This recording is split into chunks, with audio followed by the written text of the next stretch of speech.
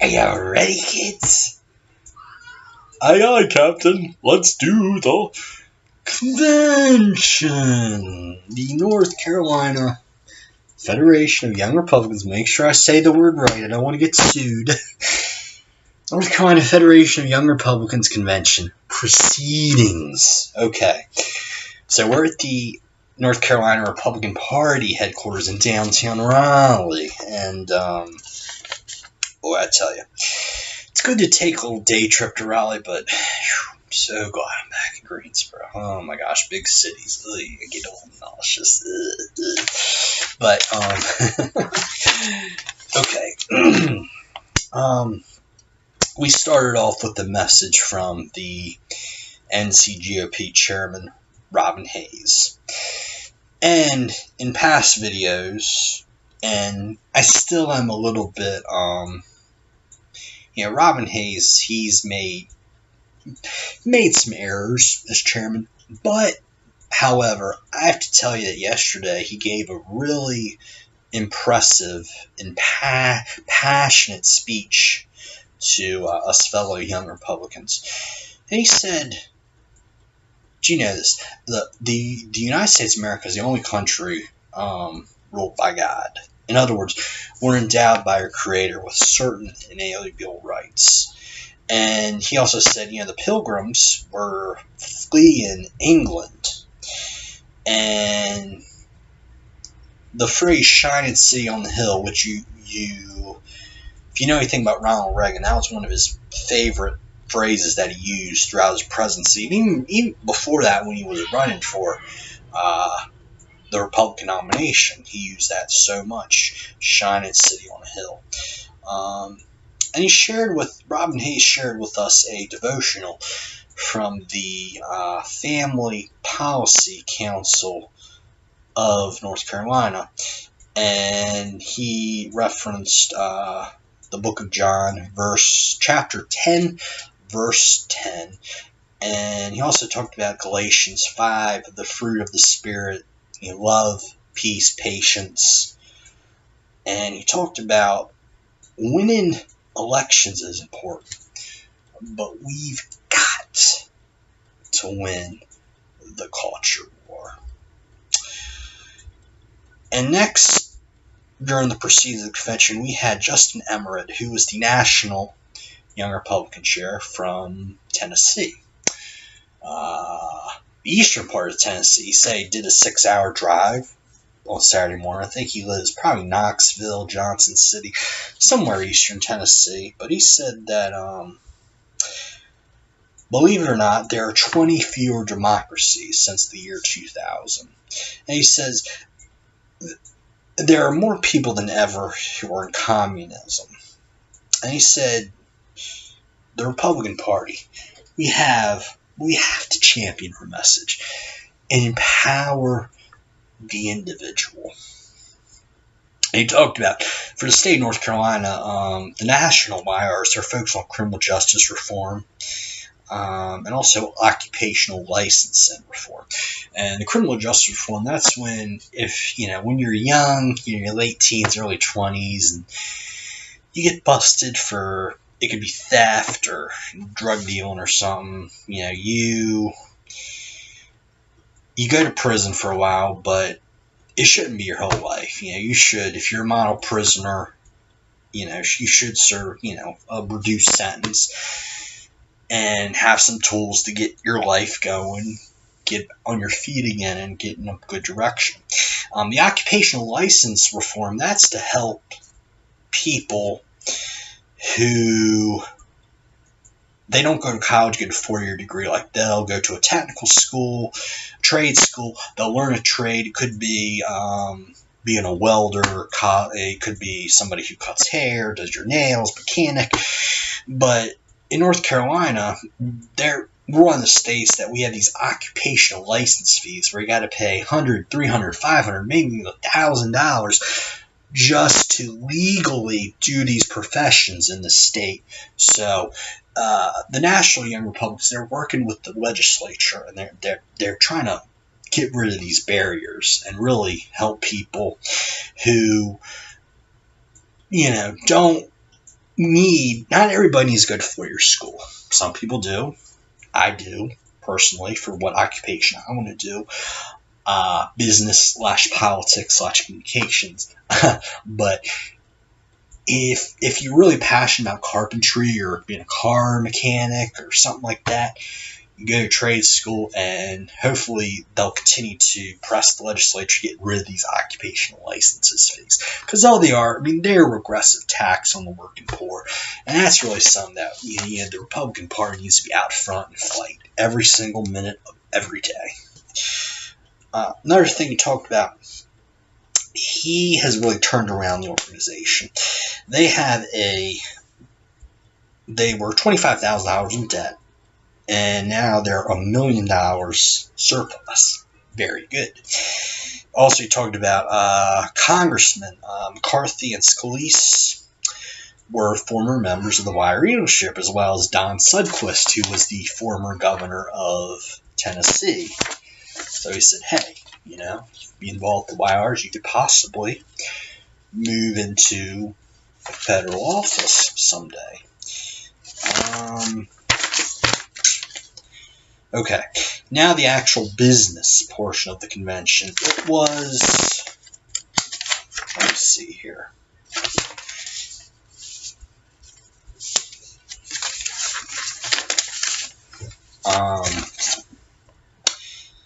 So it was very, as I thought it would be. We didn't have any officer elections this year. It was very short but sweet.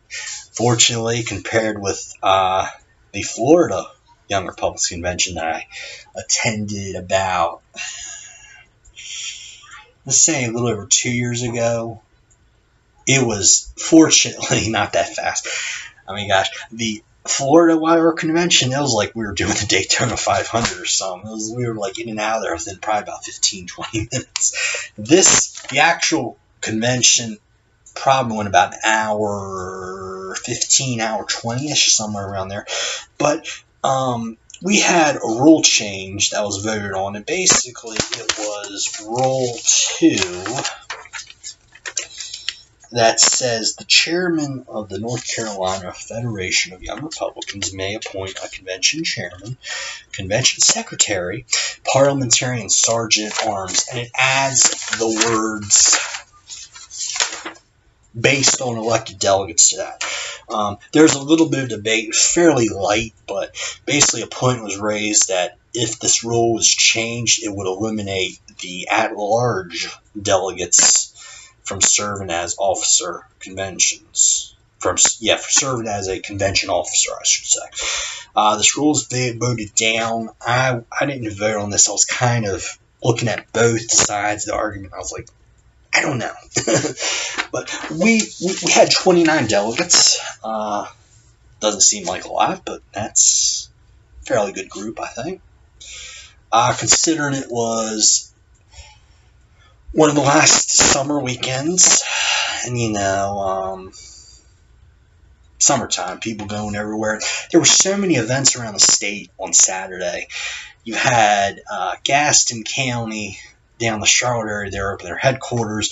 Mark Meadows, Ted Budd was doing a rally in Statesville. Down in Pamlico County, you had that headquarters. Yeah, people going everywhere around the state. 29 delegates. The quorum for convention is 10, which is a little hard to believe because the state convention is always 50% plus one. And even the executive, the executive committee for the state's even lower. I think it's 25%.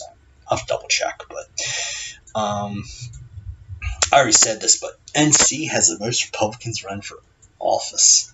Awesome, right?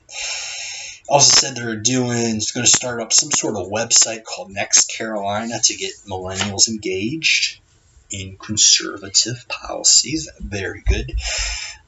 And let's see, the resolutions committee, they had no report, but there's a lady, a fellow delegate, who says that, hey, if you want, I'll give you a resolution on banning straws, and everybody had a good chuckle about that.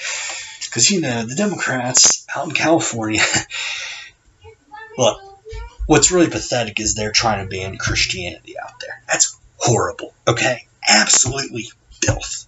But another thing they're trying to do out there is ban straws, okay? Constitution and bylaws, they had no report. They did a lot of heavy lifting on that last year. Then we have the National Committeeman and Committeewoman elections, and these are both, they had no opposition. They're elected by unanimous consent, aka acclamation. Emmanuel Wilder, who's running for State House. Oh yeah, House District 41. I can't forget that. And Catherine Whiteford is also running for the North Carolina legislature. Were elected. And then we have, let's see, the core clubs of the YRs in North Carolina are Wake County, Mecklenburg County, and Gaston County. Okay.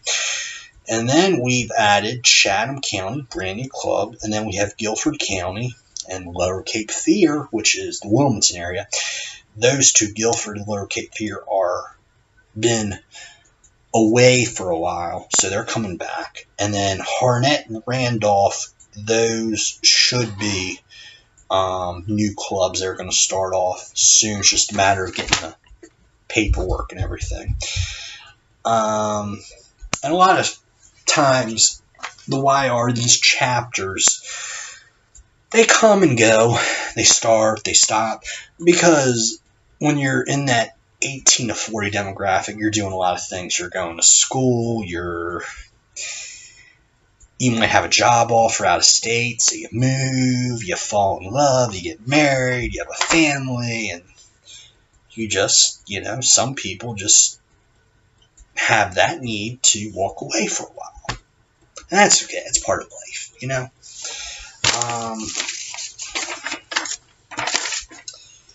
Okay, so then, let's see, Catherine Whiteford running for House District 34. She spoke her district, Central Raleigh to North Hills. Alyssa Batts, who I did a video on, who's a very good candidate for office in the Greensboro area. She was there. She spoke for a minute or two. Tyler Norris, who's running for House District 102 in the Charlotte area. He's got some of the bluest districts in North Carolina. 63% Democrat, but he's trying to lead a youth movement, and we here at the Conservative Pelican wish him the very best of outcomes there. Jared Lowry, who is in District 47 in Robeson County, is running. They're also looking to start a YR group there. That district's been held by a Democrat for 140 years. But get this. In 2016, Donald Trump flipped that county from a blue county liberal to a Republican red county. Very good. And they do have a GOP person in the North Carolina Senate. And we have Emmanuel Wilder. This seat was held by the GOP as recently as 2014. And Logan Barton running for the Wake County School Board. And one more candidate they forgot about is my friend Kirk Collins, who is running for a district down in the High Point area, too. So then we broke for lunch, catered by Chick-fil-A, which is great.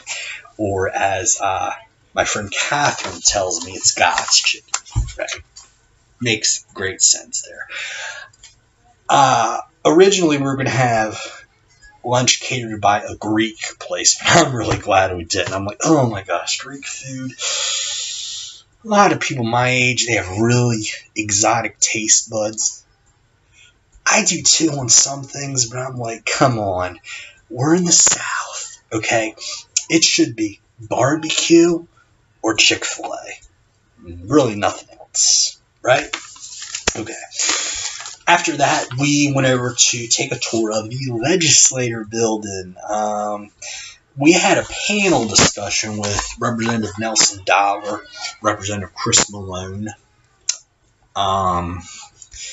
And I tell you, I really saw some great, very bright minds in that room among young Republicans. They were asking some really good, complex questions. I believe Alyssa Batts asked some good questions about Medicaid reform and that caliber, and talked about, how's the GOP attract millennials? Well, they got to go where Republicans normally are not. I believe Catherine Whiteford is going to have a booth at Gay Pride Parade or something going on in Raleigh. And, going to bars and even places, because I'm 32, but I'm going on 62. I'm not a bar person, but hey, if that's what you got to do to get out the vote, okay, I accept that. But we had, it was a good hour probably of a panel discussion and so many good questions. I forgot to take my notebook in, but it was my very first time at the legislature building, so I didn't know what the security or if there was going to be any, oh, you have a notebook, you're taking notes, you must be from the media, you must be punished. But next time, we had panel discussion, I'll try to bring the notebook along and be a little more detailed. After that, we went in the legislature chamber. And that was excellent. Very good, eye-opening experience. Most of the legislature's desks are very neat, but some of them had papers thrown around their desk, and I'll tell you, a neat thing too is a lot of them had candy, little jars of candy. And I immediately think of the movie Ted 2, the one with the talking bear. And I immediately think about that line where they're like meeting with attorneys trying to get Ted, the teddy bear, human rights. And they're meeting with these attorneys, and usually his buddy John, played by Mark Wahlberg, is like, are those the candy to take? And the attorneys, one of them is Morgan Freeman, says, those aren't supposed to be out. And they take them and they, put them down the drawer, and they do this probably 3 or 4 times in the movie. It's hilarious. So I immediately think about that. Another thing too, I think my parents did a very good job of raising me and disciplining me, but sometimes I think they're a little bit, they might have over-disciplined me, because I'm like, I see people in the legislative building, and they're sitting down in the chair, and they're touching the desk, and I'm like, whoa. Like, if my parents were with me right now, they'd be, don't touch that, Bobby. Do not touch that. So I'm not touching anything. I'm like, ugh, But after that, we went to the alcohol portion of the YR group.